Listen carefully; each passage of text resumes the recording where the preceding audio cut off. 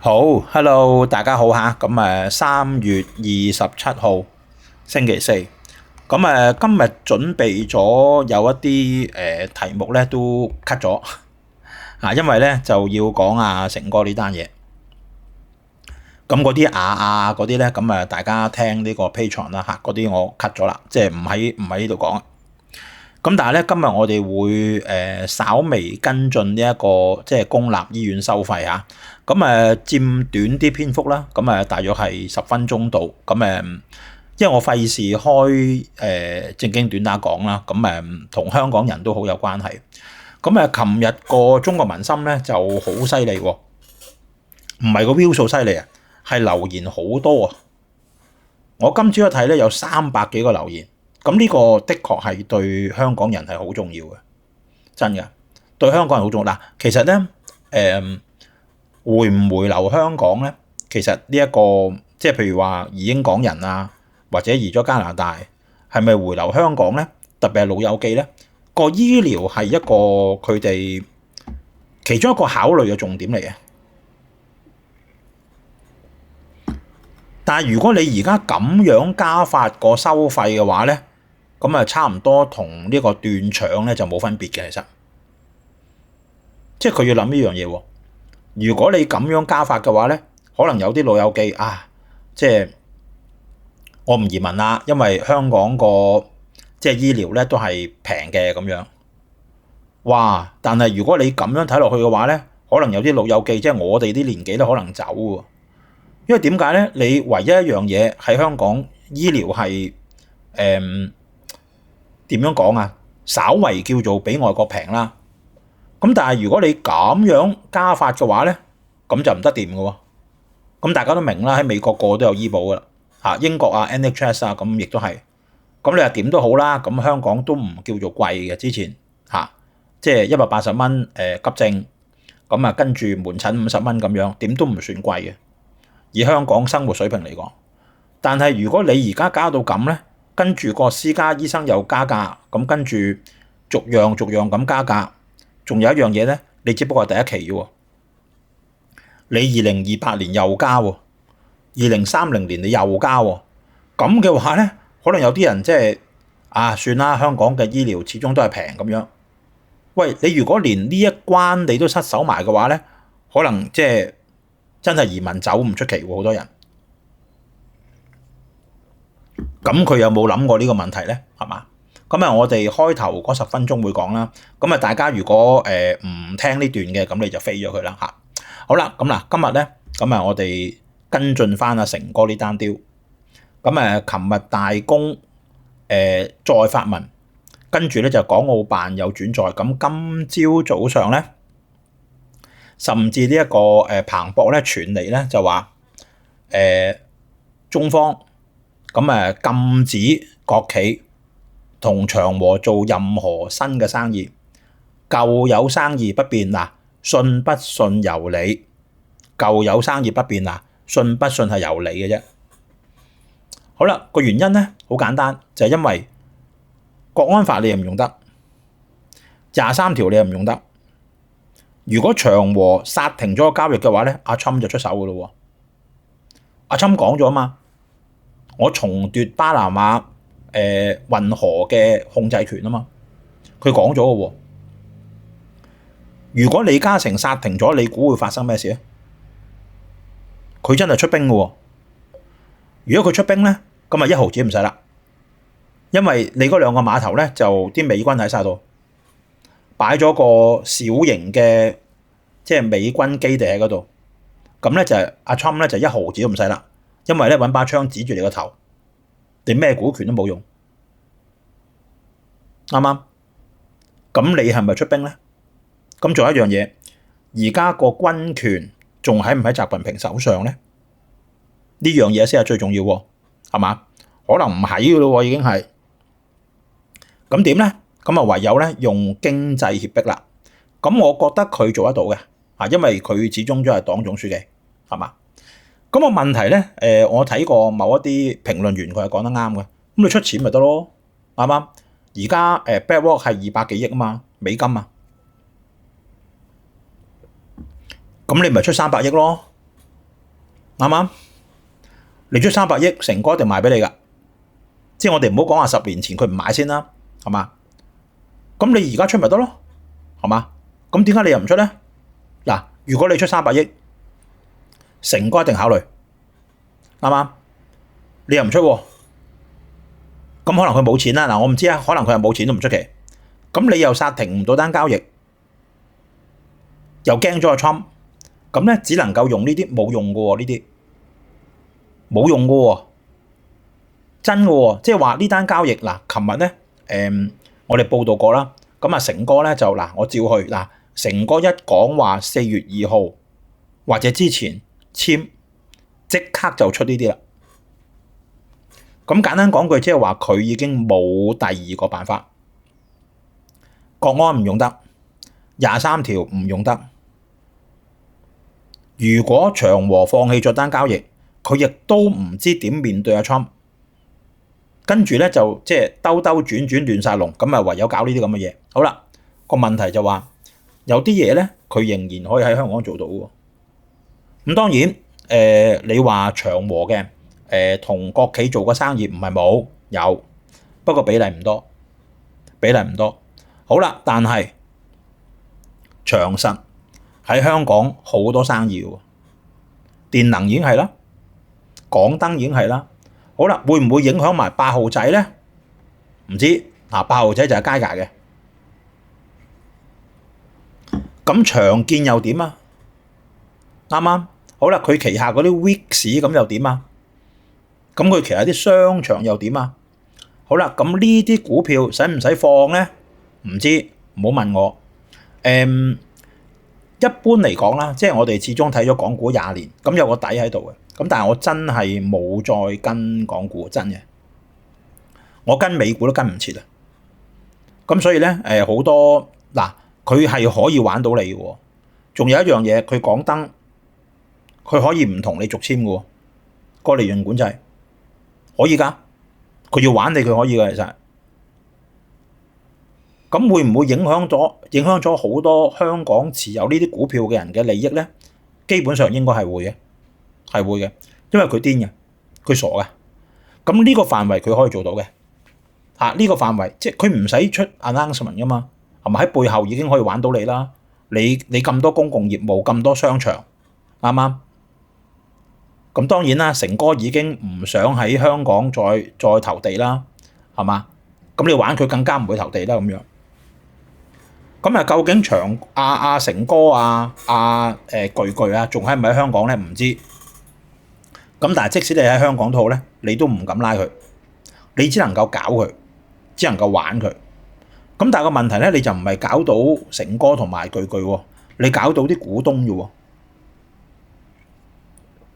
啱唔啱？因為佢真係有咁嘅能力搞你嘅喎。你港燈我都喺香港啊嘛，電能啱唔啱啊？係嘛？你8號仔嗰啲喺香港噶嘛？係咪？你好多嗰啲 Wix 啊、商場啊喺香港啊嘛，佢要玩你，佢好容易嘅啫喎，係嘛？所以咧，點解我哋話唔買香港嘅股票咧？就係咁解啦。因為無厘頭嘅喎。喂，李嘉誠唔愛國邊個愛國啊？我再做多10世人啊，我都唔夠李嘉誠愛國。我話俾你知，真嘅。哇，捐幾多錢啊，大佬？啱唔啱啊？話幾多李嘉誠基金，幾多人問佢攞錢啊？喺國內捐幾多學校出嚟啊？係咪先做幾多學校啊？哇！你睇下李嘉誠基金捐過幾多錢啊？係嘛？香港人都即係受益匪淺啦，係嘛？即係做生意點都好啦，生意即係可能你即係或者我自己啦，唔係好中意有一啲即係超人做嘅嘢，但係佢善事係做到足嘅，善事係做到足嘅。另外喺國內亦都做到足，好多投資，好多學校都係佢起嘅。即係如果咁嘅話，冇人愛國嘅咯。如果咁樣，邊個夠膽愛國啊？愛國嘅下場就係咁咯。呢個就係愛國嘅下場啦。你唔愛國反而冇事喎，係咁樣嘅喎，係嘛？咁點搞咧？係嘛？咁邊個夠膽喺香港投資買股票？話李嘉誠都唔愛國喎。你習近平做過啲乜嘢啊？啱唔啱？你自己有冇捐過錢啊？你問下習近平有冇捐過錢？你問下你哋7常委有冇捐過錢？國內起學校啊，成嗰啲，你可以問下佢㗎。我哋香港咁多高官，有邊個捐過錢啊？可能你話，我捐咗你唔知啫，咁我真係唔知啊嘛，係咪先？咁但係李嘉誠真係捐過好多錢喎，啱啱？四叔啊、同叔啊嗰啲捐過好多錢喎，香港好多人都受惠，你受惠咗都唔知啊，好多係啱唔啱啊？好多係咩？係你受惠咗都唔知啊，咁點啊？係咪先？你習近平有冇捐過錢我哋唔知㗎喎，七常委有冇捐過錢我哋唔知㗎喎，麥當勞侵有冇捐過錢我哋都唔知喎，係嘛？咁但係李嘉誠捐過好多錢喎，咁點咧？係嘛？即係所以咁愛國又點，唔愛國又點咧？係嘛？即係你愛咗國就冇關係嘅嚇，你有一樣嘢唔啱佢心水咧，你就玩完，就係咁簡單，係嘛？咁啊，一陣間我哋當然會同大家分析啦嚇。好，咁咧就而家係下晝嘅1:25啦嚇。咁啊，鑽石狗組合咧就236%啦。咁啊，琴日美股冧啦，因為加咗呢個汽車關稅。咁啊，未加嘅，4月2號先加下。咁啊，試下冧咗先㗎，已經係。咁啊，美銀咧就比想象中跌得少喎，跌咗1%啊。咁咧就115%嘅。咁啊，今個星期六日咧就擺翻文章啦。咁大家如果有興趣投資美股提早退休，或者係 YouTube 投資筆記咧，咁大家就訂閱呢個4月份啦。因為3月份咧仲有幾天咧就完㗎啦。呢個咧就係今日即係呢個香港01最新啊。咁啊，根據彭博咧，咁啊引述知情人士咧就話中國要求國企暫停同長和開展新合作，以進行項目不受影響。咁你信唔信啊？我唔信咯，係嘛？我唔信咯，就係咁簡單啫嘛。好啦，個問題就話嗱，講明過係因為你賣巴拿馬碼頭啊嘛。好啦，如果能夠做嗱，講少少啦，一陣間先詳細講啊。我所知道長和咧係有同國企做嘅，有嘅，不過比例唔多。可能係10零個%度嘅啫，唔多嘅。因為大家知道咧，長和譬如碼頭啊，其他好多都係咩？英國啊、歐洲好多嘅，美國好少嘅，大部分都係呢啲 project 嚇，Vodafone 啊、成呢啲啊咁樣。公用股啊呢類啦嚇，電信啊、水務啊呢類啊咁樣。好啦，有冇喺國外同國企合作咧？可能係有嘅嚇，有嘅都唔出奇啊。因為我唔係長和嘅股東啦，所以我冇乜跟進。咁但係個問題咧就話呢啲對你見到今朝早上長和嘅股價咧影響唔大，因為比例唔高。咁同埋一樣嘢咧，個25蚊股息咧頂住咗，即係你一出呢個新聞咧，啲人就知道你冇牌啦，真係阿春話齋冇卡啦，你只能夠用呢啲即係咁下三濫嘅手段。好啦，個問題，但係成哥喺香港咧有好多業務嘅，長實啦，係嘛？咁長建都係外國多噶啦，已經係長建嚇。咁電能啦，唔使講啦嚇，呢個港燈啦嚇。咁好多商場啊，好多 Wix 啊呢類我都買過啦。咁但係我而家全部買晒噶啦，即係2023年頭我全部買晒，真係冇揸港股，唔係講笑，係啊。好啦。或者即係同阿佳佳有關嘅，譬如話電盈啊呢一集，咁會唔會即係俾人玩咧？咁樣咁有可能嘅喎，有可能㗎，唔出奇，因為你喺個地方啊嘛，係咪先？咁你仲揸唔揸到呢啲股票咧？咁樣唔知道啊，好難講下呢個，好難講，可能係一個風暴都唔出奇。但係如果佢咁做咧？咁真係去拉成哥嘅機會咧就好低啦，即係冚長和啊、拉成哥啊、巨嘅機會就好低啦。咁而家盛傳咧就成哥同埋巨咧已經離開咗香港啦，唔知道嚇，唔知道。你真係你見到呢幾個禮拜以來啊，長和連一句説話都冇講過，完全冇出過聲嚇，揾個人代筆啦，咁即係佢冇講過嘢啦，係嘛？揾人代講咁樣。咁所以大家見到咧，呢一類咁樣咧係好醜怪嘅嚇。如果由 Bloomberg 講咧，就冇外資夠膽嚟投資噶啦你唔好得罪我啊！你得罪我啊，我唔同你做生意噶。係啊，你信唔信已進行項目不受影響啊？我啊唔信啦，係嘛？咁你將來長實仲點會投地咧？你擺明玩鳩我喎，係咪先？啱唔啱啊？你擺明玩鳩我喎，咁我仲點投地啊？啱唔啱？我話俾你聽，成哥，喂，抌錢落去你不同嗰啲工聯會啊、建制派啊、民主派啊，差唔多派餅仔咁派，而家仲派唔派？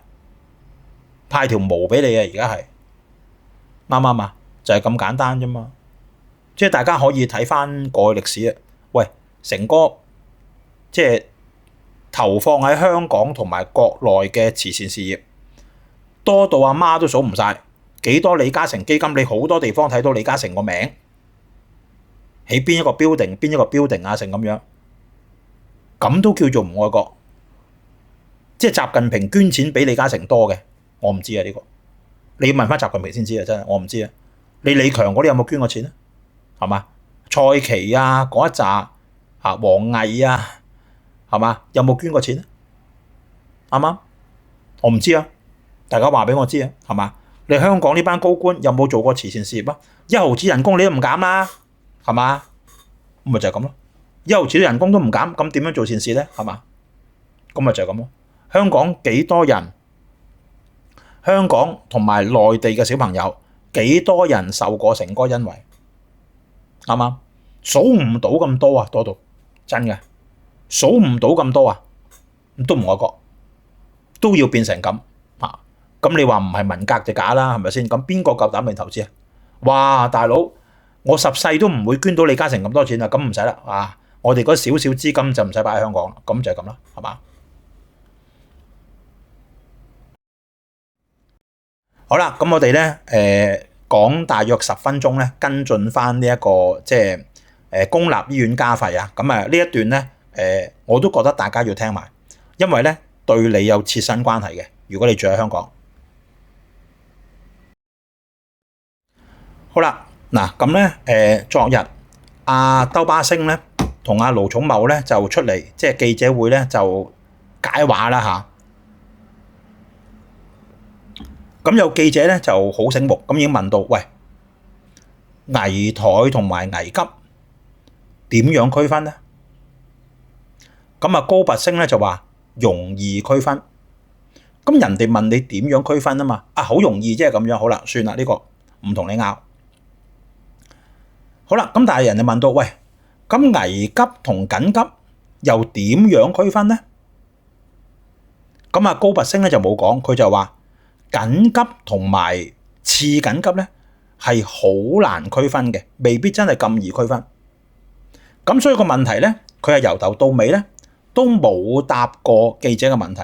人哋問你嗱，危殆危急一個 category， 緊急次緊急非緊急係第二個 category， 以收費或者唔收費，我就問你啦，危急同埋緊急，因為危急就唔使錢，緊急就要錢，點樣區分呢？佢係答唔到嘅喎。究竟點樣區分危急同埋緊急呢？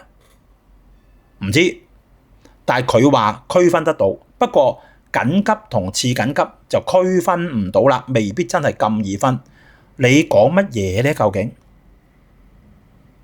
即係你以為你自己危急，其實你緊急嘅啫喎。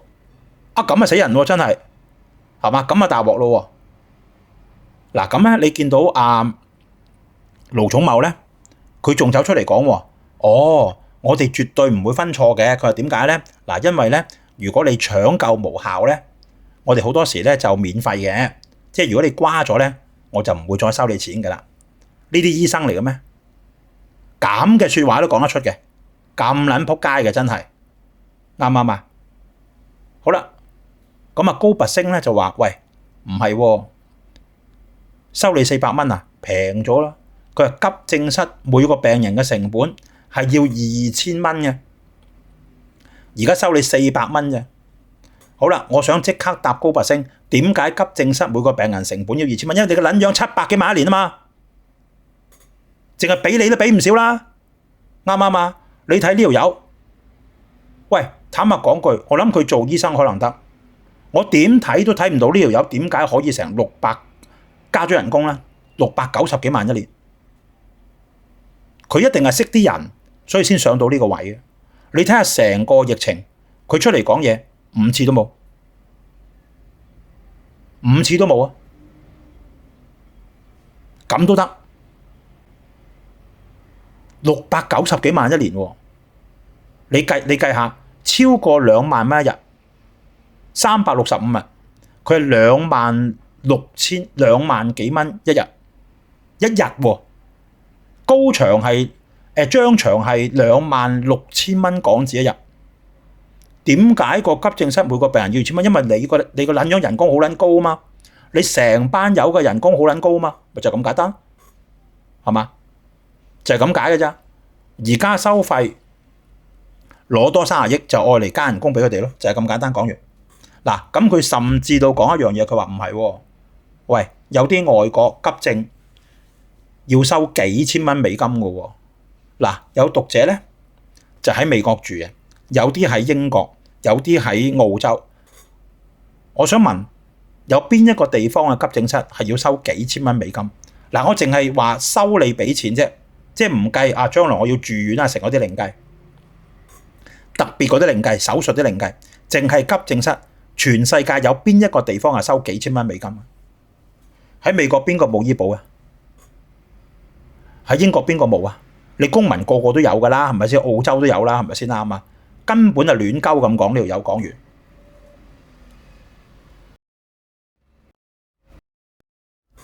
好啦，咁申請呢一個睇醫生啊，公立醫院豁免或者免費，咁有咩條件咧？咁樣嗱，明年咧就1月1號開始新收費，咁但係咧要去到第2季先可以網上申請。點解唔即刻申請要去到第2季咧？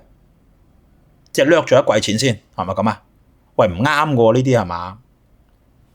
好啦，嗱，我一睇到呢句咧，咁啊即刻知道咧，我唔使申請啊。點解咧？因為佢話申請人入息同埋資產限制同公屋相若，即係玩完咯。我哋有物業嘅一定玩完嘅，有物業有股票一定玩完嘅。好啦，我哋睇下係咩？嗱，機制優化之後啊，即係優化之前唔好講啦，優化之後，3人家庭冇長者，嗱，要冇長者啊，月入唔能夠高於29,625，即係如果2個父母加埋1個小朋友咧，你最多係15,000蚊，唔可以超過15,000蚊一個月。家庭資產唔高過50萬就可以費用全免。我答你，如果真係呢一個咧，咁你個月咧都幾拮據下，真㗎，你個月都幾拮據下，因為你每個人每個月咧起碼使8-9千蚊，你仲要交下租啊雜費，一定唔止29,625。資產唔高於50萬，即係一人15萬，一人15萬喺香港使得幾耐？一年，係嘛？好啦，你話如果高啲嘅，即係39,000啦，39,000就差唔多啦，咁就部分豁免，即係話咧，如果你可以攞到全免咧，差唔多做乞衣㗎啦，應該係啊。如果你攞到全免嘅話，即係大部分咧都應該係部分豁免或者冇。好啦，一人家庭，你嘅收入係唔高過7,575蚊喎。喂，大佬，做個保安都唔止啦，係嘛？啱啱最低工資都唔止啦，係嘛？7,575蚊點生活啊，大佬？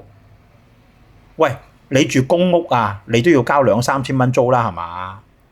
啱啱仲有5,000蚊，真係百零蚊一日，咁你點搞咧？水電咧，係嘛？其他要出街咧成嚇，即係根本上係冇公德嘅。呢個係資產咧，就一人家庭啊，咁咧就去到286000，咁呢個都仲可以嚇。咁即係話咧，如果你一人家庭要申請全免咧，應該就唔得噶啦。如果得嘅話咧，我諗你都做乞衣嘅應該。好啦，嗱，如果你係月入15,000蚊以下咧，就部分減免。嗱，唔知減免幾多啊？可能30%。咁你減免30%都死喎。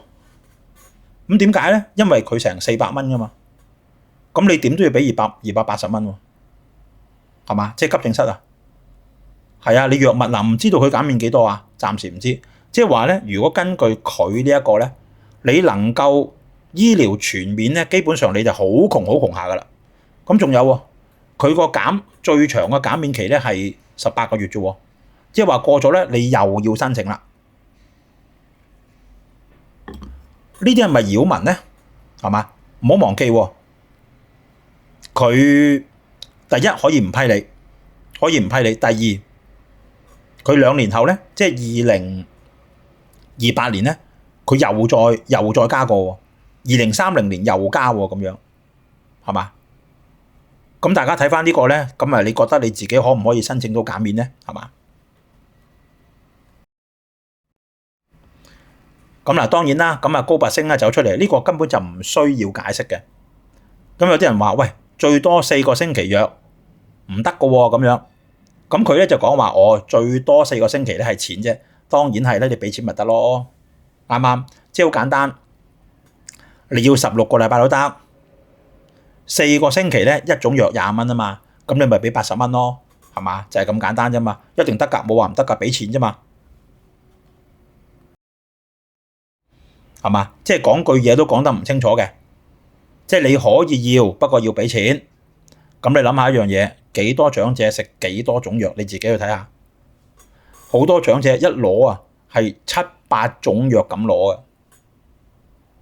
你諗下，佢而家20蚊啊嘛，咁即係80蚊一種藥啦。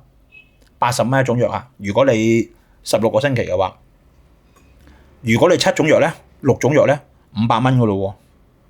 啱啱500蚊咯喎，咁仲有喎，你加埋要睇門診咧，咁啊700幾蚊噶咯喎，大佬係嘛？由50蚊原先個長者由佢10幾蚊噶嘛，本來可能由200零蚊變到700幾蚊喎，咁你諗下嗰個負擔重唔重咗？係嘛？爭幾遠啊？好啦，嗱咁林正財咧，咁啊終於都講咗啦。佢話點解今次加價唔諮詢咧？好簡單，我哋之前都講過，因為佢話咧每一次諮詢咧都唔過嘅，即係唔使諮詢啦，一定係唔過嘅。喂，大佬，你咁樣講嘢都得嘅？哇！如果咁嘅話，個立法會我嚟做咩？喂，每次諮詢都唔過就唔使諮詢噶啦。咁你個機制我嚟做乜嘢啊？大家可以入去呢一個星島度睇噶。佢話點解唔諮詢？因為佢話每次融資啊、諮詢加價咧，次次都唔過嘅，所以我今次就唔諮詢啦。咁都得，係嘛？你會打劫啊？喂，打劫你一定拉我，所以我唔問啊，照打劫咁樣唔得噶嘛，大佬。你有個機制喺度噶嘛？喂，你如果個個都好似你咁嘅話，咁咪就咁加價咪得咯，係嘛？喂，市民冇得還手噶喎，大佬。我唔知喎，將來叫救傷車係咪要錢咧？我唔知啊，大家可能可以喺下邊討論。究竟將來叫救傷車係咪好似而家叫救傷車都要錢㗎嘛？我唔知啊，大家喺下邊留言啊。好啦，咁我哋咧就講翻阿成哥啦。嗱，咁啊，琴日咧已經走咗一條商務部嘅所謂專家叫做白明嚇。嗰個名都衰過人，叫白明。嗱，你信我啊，白明嘅啫，你係嘛？咁咧，佢係叫做國際市場研究所嘅所長啊，副所長。咁啊，琴日咧就已經開咗聲嘅。咁啊，講一大輪嘢啊，成在商不言商嗰啲，大家聽過晒㗎啦。咁嗱，呢個咧就係琴日咁啊刊登咗嘅。咁啊，呢啲大家唔需要再睇㗎啦。咁啊，講過晒嘅呢啲係。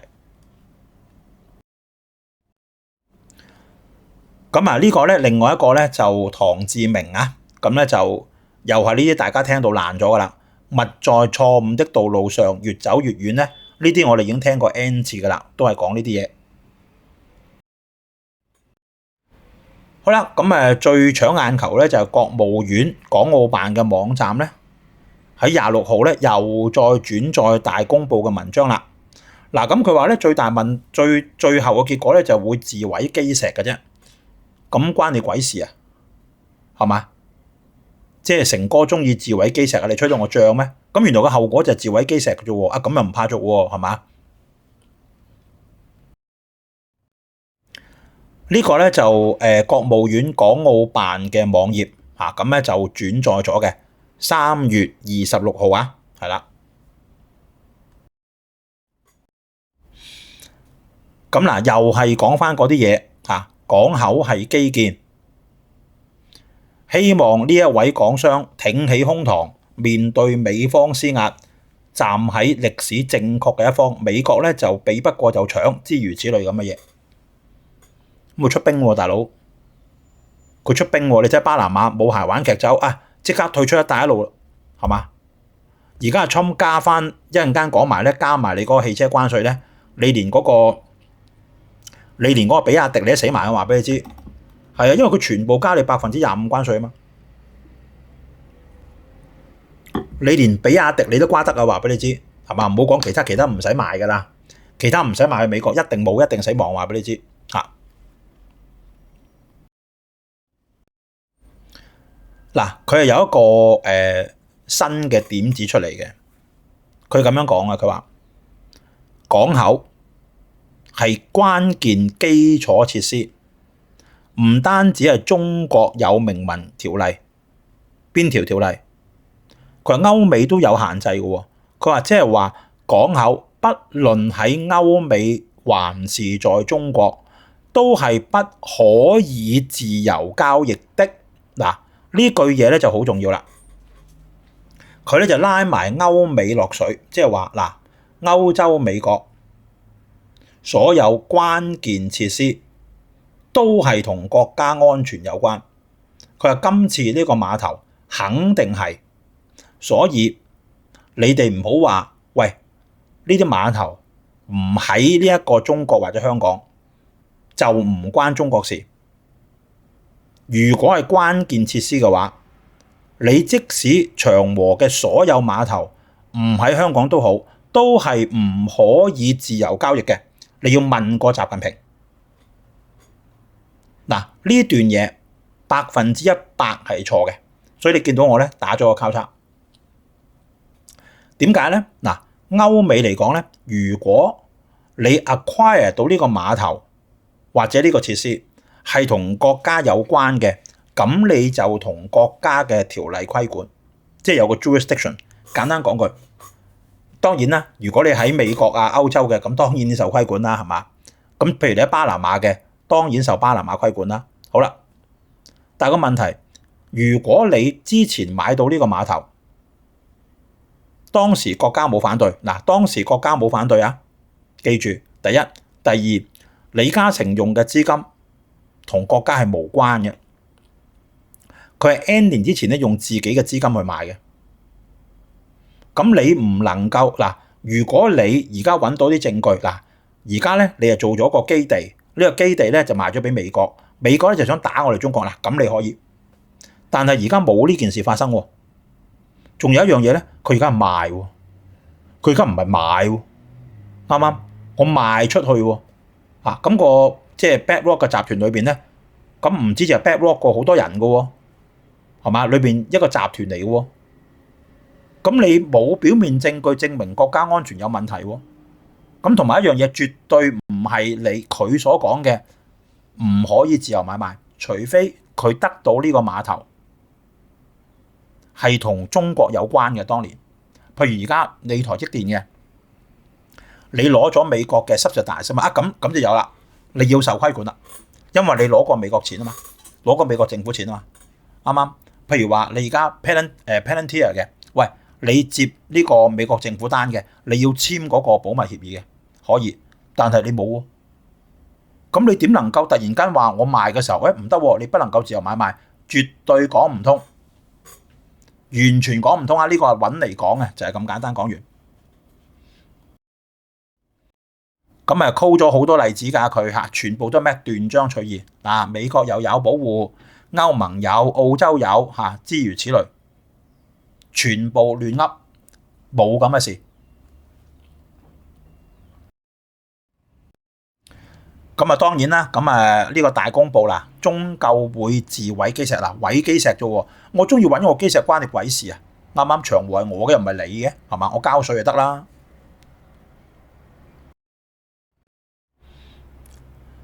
咁仲講咗一個咧，就話地產精英總會陳志寶爆料，被要求即係話長和咧要佢寫個專欄文章咁樣嚇，咁淡化美國色彩。咁咧強調最主要咧，即係佢中間賣嘅最大比例咧就賣俾呢一個意大利嘅公司嚇，咁咧就叫做Aponti 嚇，即係賣俾意大利嘅嚇呢間航運公司。咁呢一個 BlackRock 咧，只不過係牽頭嘅財團嗱。無論點都好，呢樣嘢唔重要，最重要係咩？有乜緊要啫？喂，你揾大公報寫，咁我揾陳志寶寫啫嘛。如果以前啊，哇長和揾我喎，係咪先？李嘉誠揾我，喂，我飛到走出嚟，開心10日啊，應該。話而家唔係喎，即刻走出嚟，哎呀，唔係啊，同南華早報講唔關我事㗎，係啊，佢叫我寫嘅就係咁樣。即係你見到成個社會氛圍咪咁咯，係嘛？所以咧，如果而家佢要用到啲咁嘅招數咧，即係話佢應該冇能力用國安法或者23條去喐長和，應該冇。佢最多搞小動作，玩鳩你啲公司啊，玩 Q 你啲商場啊，搞 Q 你啲股價性咁樣嚇。咁會唔會影響股東即係揸住嘅股價咧？有機會嘅，其實有可能嘅。佢癲起上嚟咧，搞埋你呢個電訊盈科都得嘅，其實係啊。咁當然啦，呢單 deal 絕對唔會喺香港收錢，你放心都得㗎。收錢一定係咩咧？一定喺香港以外。嗱，呢錢唔會俾你揸住嘅。咁我希望成哥同埋阿巨巨走咗，真嘅，我都希望嚇，希望佢哋走咗嚇。咁即使冇走都好啦。咁我諗好快咧，長和啊、長實啊呢一紮咧喺香港變成歷史啦，應該。即係話以阿成哥咁精明，咁阿巨巨應該都學到啲嘢嘅。香港應該要飛歐㗎啦，佢係啊，香港要飛歐啊！即係話李氏家族咧，可能就要慢慢淡出香港㗎，已經係嚇，因為你唔知上面嗰度有點嘅喎，大佬啱啱話你擺咁多資產喺度啊，咁收工都唔出奇嘅喎，係嘛？咁呢個新世界玩完啦，係嘛？咁見到咁嘅環境。咁四叔嗰啲都唔會玩得耐㗎啦，應該嚇，即係恆地啊，成嗰啲，咁就係咁啦，得翻個新鴻基係嘛？嗱，呢一個咧，亦都係一個咧相當之大嘅新聞嚟嘅。咁孖六港鐵0066發債30億美金，最長年期幾多咧？30年，哇，30年喎，大佬！嗰陣時我差唔多90歲咯喎，係嘛？好啦，佢係總共分開3個年期嘅。嗱，根據之前田少講咧，港鐵嘅缺口係2000億港紙，2000億。咁佢而家30億咧係得個200幾億嘅啫，好少嘅咋，唔知點嚟嘅，剩低嗰啲錢。好啦，佢總共有3個年期。5年期、10年期、30年期，而30年期咧，居然票息係去到5.25%，最低嘅5年期都去到4.375%。我問你點還？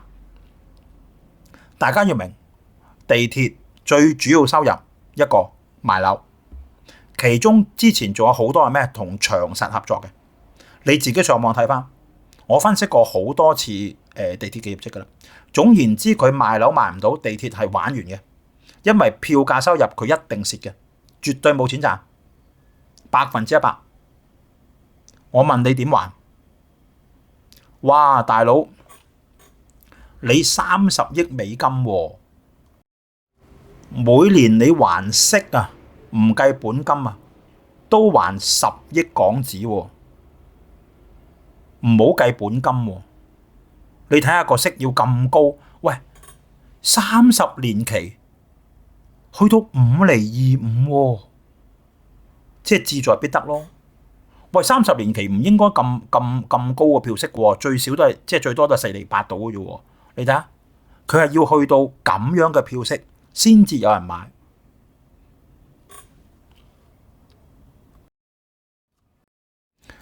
咁啊，當然啦，啲瑞銀咧就話港鐵個債券咧發行受投資者追捧嚇，渣打咧就話市場對長年期債券強勁需求。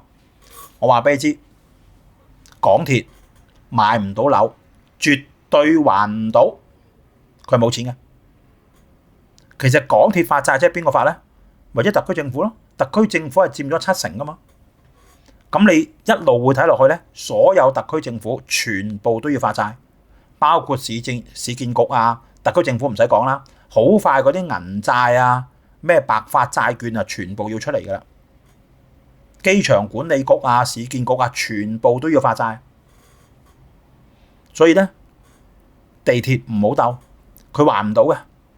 如果地產市道繼續係咁嘅話，你唔使諗啊，你自己上去睇下盤數就知啦。我分析過好多次地鐵嘅業績㗎，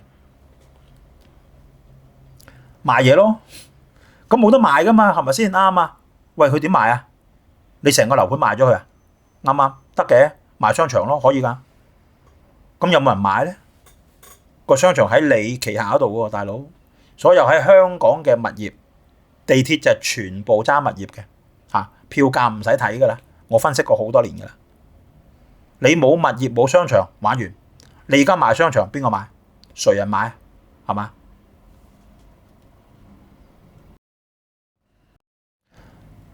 咁啊，當然啦，咁啊，港股咧就抽水啊，咁啊呢一個小米，咁啊今日都升少少嘅，咁啊23000啦，咁啊跌咗1000點咗緊㗎啦嚇，咁啊而家一路配股啊，大家見到，咁啊比亞迪配先嘅，咁跟住到小米啦。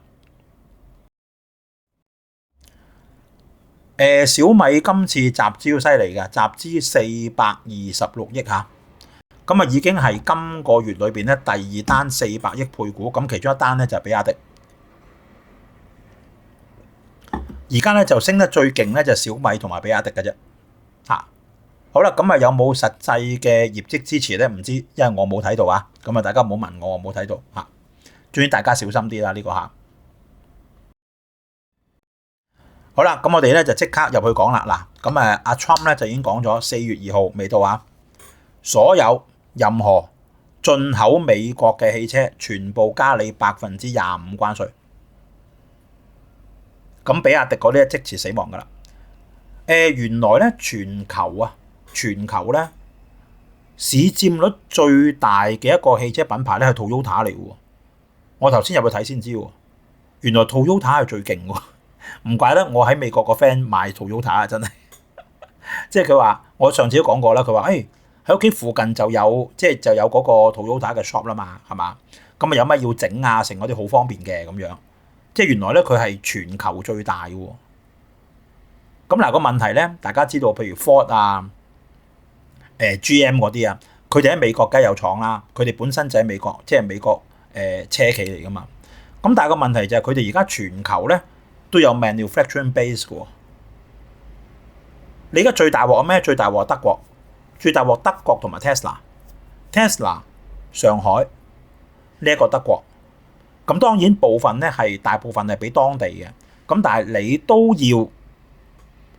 要有一部分係入口呢一個美國噶嘛，咁好多車企咧，特別係中國嗰啲，嗱小米啲唔使，呢一個比亞迪唔使玩噶啦，你之前就低啊嘛，咁你而家我加多你25%，大家諗下一樣嘢，而家一陣間講埋個委內瑞拉嗰個石油咧，你中國有部分產品係接近90%嘅關稅，根本就唔使玩嘅。咁但係咧，佢呢個措施咧，坦白講句啊，咁啊加拿大又死，歐盟又死，佢自己又死，因為點解咧？大家都明，你如果嗰架車100%係喺美國做嘅。哇！嗰啲零售價貴到阿媽都唔認得，點買啊？個問題就係因為佢掟翻雲啊嘛。譬如話你 Ford 嘅，咁啊好多地方都有嘅，全球中國有啦，中國肯定有啦，好多地方都有嘅。咁你嗰個 selling price 所以掟翻雲啊嘛。咁但係個問題，喂，你加咗25%嘅關稅，你美國嘅車又咁貴，你嗰啲零件都加埋關稅，咁你買車嗰啲人會點咧？好啦，咁你做車嗰啲人會點咧？啱啱？喂，你知道啦，喺加拿大啊，喺德國，哇，汽車係佔咗一個好大嘅行業。你小米比亞迪，你仲可以頂到而家嗰個，佢本身有成20% 關稅嘅，佢10幾%都有30幾%關稅都頂到。你加多25%，即係60%關稅，點頂啊？冇得頂嘅喎，係咪先？咁你就即係冇咗呢個市場咯，啱唔啱？好啦，咁另外一個重創嘅，咁當然係 Tesla 啦。嗱，咁加拿大咧就講明復出嘅嚇，咁呢個 Mark Carney 咧已經講明啦，復出嚇，不過仲有幾日開咗會先。咁馮德萊恩咧就話會同美國傾偈，開會解決問題，因為仲有一個禮拜到。咁大家知唔知咧？阿木頭姐咧上個星期咧嚟咗香港喎。上個星期嘅匯豐投資峰會咧，咁Katie Wood 咧係現身香港，咁係咩咧？就撐呢個 Tesla 嘅。咁咧佢就話 Tesla 咧5年之內咧可以升10倍，即係去到2600蚊美金一股。好啦，咁但係咧而家嚟講咧就收工嘅。咁佢撐嘅原因咧就係呢個自動駕駛系統啦，加埋呢一個機械人 Optimus。咁當然啦，咁幾日之前咧，咁Elon Musk 就已經講㗎。嗱，你見到咧呢段時間咧，呢幾日咧 Elon Musk 係低調咗好多嘅，因為四圍俾人玩，真係唔係講笑。咁咧就即係話，即係大家要明咧，你個股價跌得咁犀利咧，好多 finance 嘅嘢咧，你係好難做嘅。你跌咗成超過一半喎，大佬，係嘛？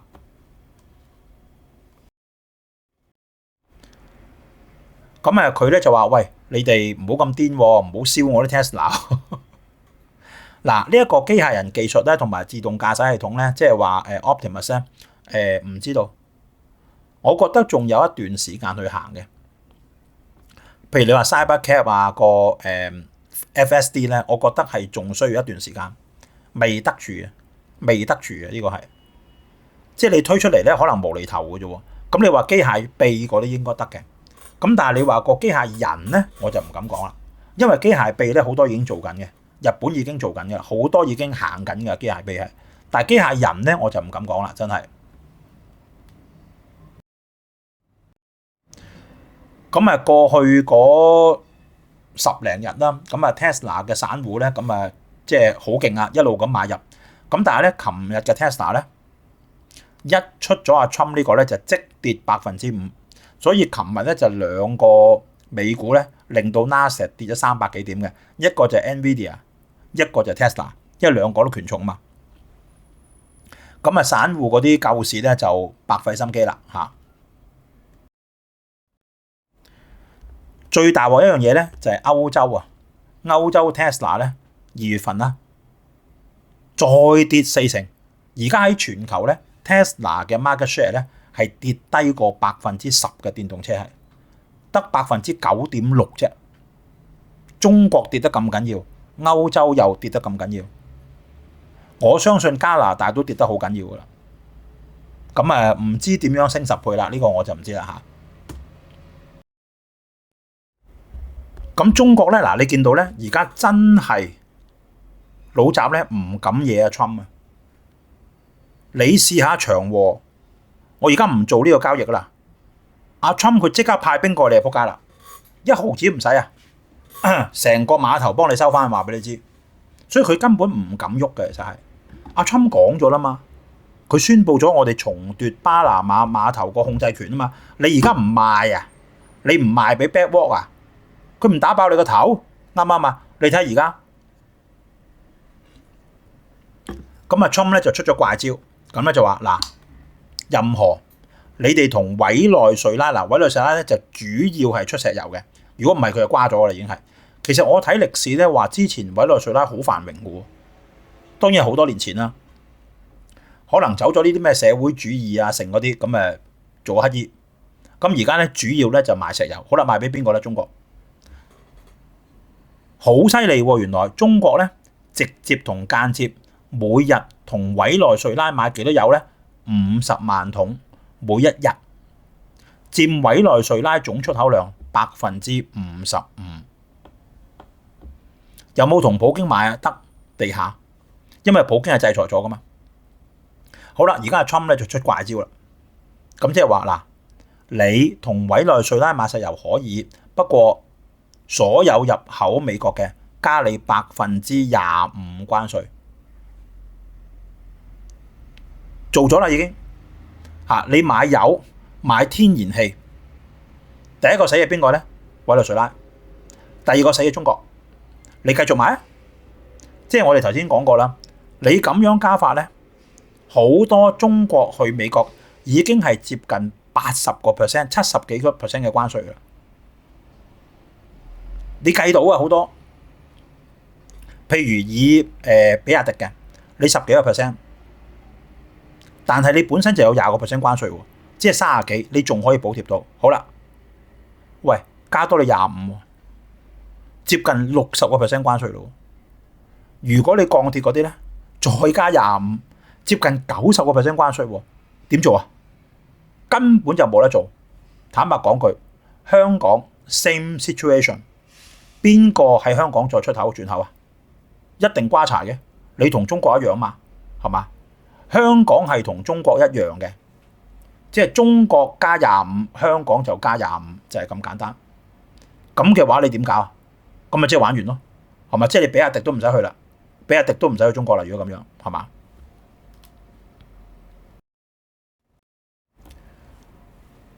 咁啊，當然啦，咁有呢一個經濟學家咧就話：我阿 Trump 咧，你咁樣加晒啲關稅咧，咁就會大蕭條嘅。我覺得蕭條應該唔會嘅嚇，應該就衰退嘅啫嚇。即係如果佢真係加晒全部呢啲關稅嘅話咧，蕭條就唔會嘅應該，但係衰退就應該會咯嚇。衰退就係連續2季都冇經濟增長啊嘛，即係零或者負啊，連續2季就已經係噶啦。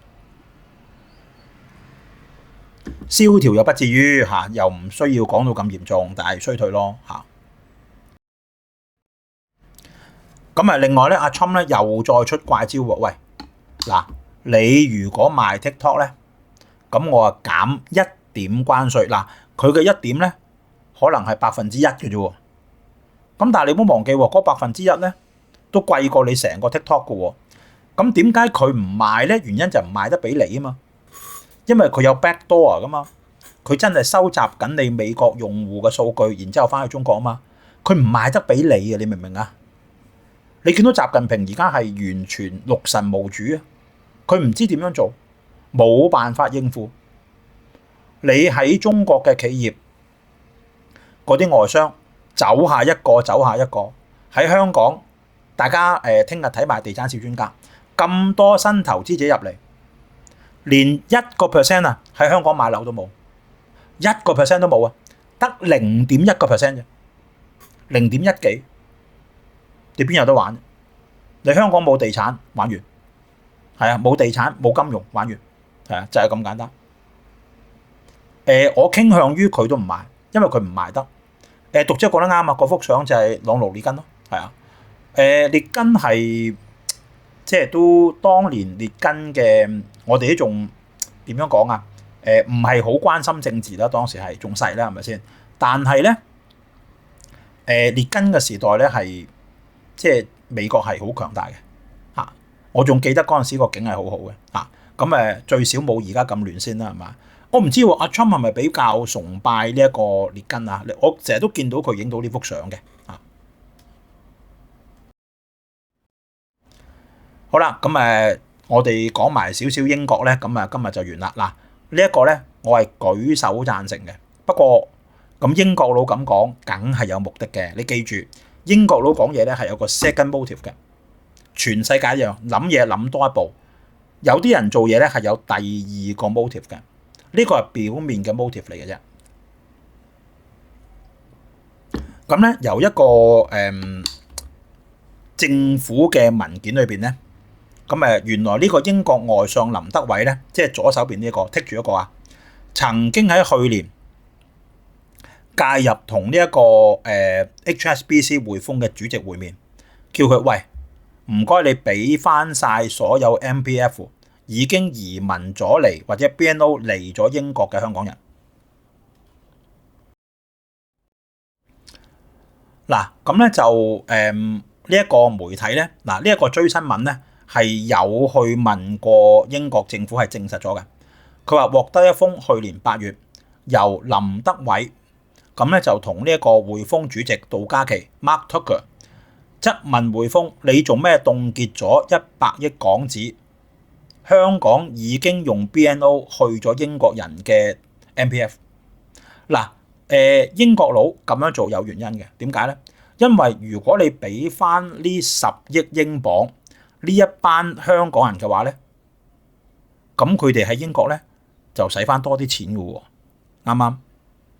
如果唔係咧，啲錢凍結咗喺香港嚟喎，所以大家唔好睇目標咁表面，呢樣嘢係對英國有利嘅，因為啲錢入去嘛，你唔入去點使咧？啱啱？而家啲錢咧係 lock 死咗喺香港啊嘛，即係話特區政府咧將呢100億港紙點用都得嘅喎，啱啱？冇人知佢點用喎，但係喂，你係咪應該即係譬如以我個 friend 為例嘅，佢同埋佢太太加埋最少啊，可以攞翻接近140萬港紙。你諗下一樣嘢，嗰度14萬磅喎，咁你諗下 spend 喺英國幾好啊？係咪先？咁所以你見到英國佬做嘢咧係有目的嘅，佢唔係亂咁嚟，但係當然係啱嘅，佢咁做。咁咧就已經屌到呢個即係杜嘉祺咧，屌到撲街㗎啦。咁甚至咧匯豐咧逼到匯豐點講咧？佢話唔係唔想俾，係因為特區政府唔再承認 BNO。喂，兩回事嚟喎，大佬。你唔再承認 BNO， 同佢已經移咗民係，即係譬如話而家移英港人嘅好多都係咩啊？好多已經接近5年㗎啦。一陣間我哋講過護照加價，咁好多已經接近5年。有啲咧甚至好快，可能年零之後咧已經點啊？已經係 BC 嘅咯喎，咁你俾唔俾啊？你都唔俾啊？喂，佢移咗民嘅咯喎，個 BNO 只不過旅行證件嚟喎，佢而家揸住個 BC 喎。我話俾你聽，佢都會唔俾，佢都係唔俾。即係話我個 friend 兩公婆，佢已經諗，即係佢已經 worst come to the worst 咧，佢已經即係諗。呢啲強積金係冇咗啦，已經係佢已經有最壞打算嘅。咁但係個問題就話嗰度有10億英鎊喎，話如果10億英鎊過翻晒去英國，俾佢哋用錢嘅話，哇，可以增加好多消費喎。咁當然啦，好多香港人嘅，如果你兩公婆嘅話，喂，有好多自願供款噶嘛，你攞翻20萬英鎊或者15、16萬爭好遠嘅，大佬係嘛？咁但係我覺得機會唔大咯。真係除非即係英國政府係做嘢嘅啫，如果唔係，我覺得機會唔大。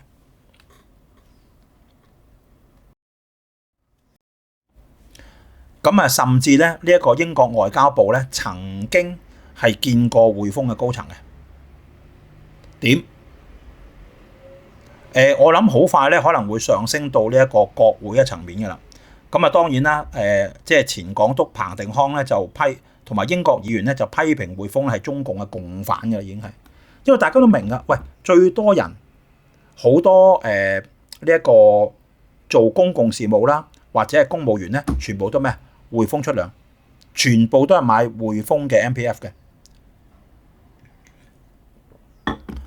大家知道咧，好多譬如你做醫護嘅，咁佢幫你供強積金㗎嘛？喺邊度啊？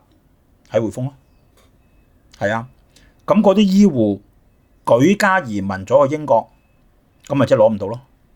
你諗下，一男一女兩個，因為佢哋供14%嘅，起碼200幾萬嘅嗰度，佢哋供得多過我哋好多嘅，起碼過200萬噶啦。如果兩個，即係兩個醫護人員係醫管局嘅話，我朋友咧就仲係長工嚟嘅，但係好多已經係轉咗即係醫管局㗎。咁佢同我講咧就話醫管局咧係幫佢哋供14% 嘅強積金嘅，起碼200萬，甚至兩公婆起碼200萬，甚至唔止。哇！大佬你俾翻佢喎，爭幾遠啊？爭幾十萬英鎊喎，嗰度係咪先？即係你問我啊，咁除非法例規定，如果唔係咧，我諗匯豐都唔會俾。即係筆錢仍然喺香港，邊個用嘅咁大家自己諗啦嚇。嗰度成100億港紙喎，98億港紙喎，係嘛？咁頭先講過啦，咁啱啱咧呢一個英國財相咧 Rachel Reeves 啊，咁會減，即係同香港一樣啦，咁咧就社福咧就減48億英鎊嚇，咁請多400個人，咁咧就海外捉逃稅，咁估計咧今年英國嘅經濟增長咧會由2%咧腰斬到1%。咁嗱當然啦，咁佢講嘅，咁咧就話4-5年之後咧，咁開始英國人咧就會受惠啦嚇，有多啲職位啊，咁啲錢可以用翻喺個社會身上啊咁樣。咁但係咧，今次你削減咗個社福咧，有37萬人就會被剔除資格，咁削減社福。咁估計去到2029年啦，會有多達320萬個英國家庭受影響。每個家庭咧，每年實際咧係減少1720磅，即係每個月百幾磅啊，都幾多下㗎。咁咧就係因為減咗呢個咧，咁呢個英國政府咧就多翻48億英鎊愛嚟滅赤咁樣嚇。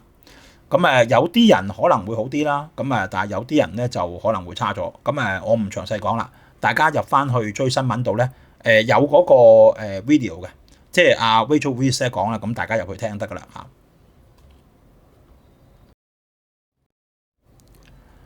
最尾啦，咁頭先講過啦，咁英國護照咧，咁再加價，咁BNO 咧亦都會再加價。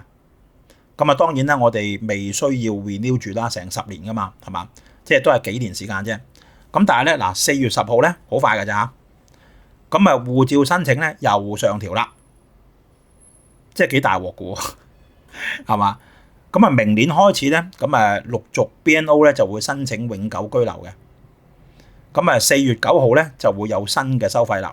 咁加幾多咧？加100零磅到啦，由2885磅增加到3029磅，多100幾磅。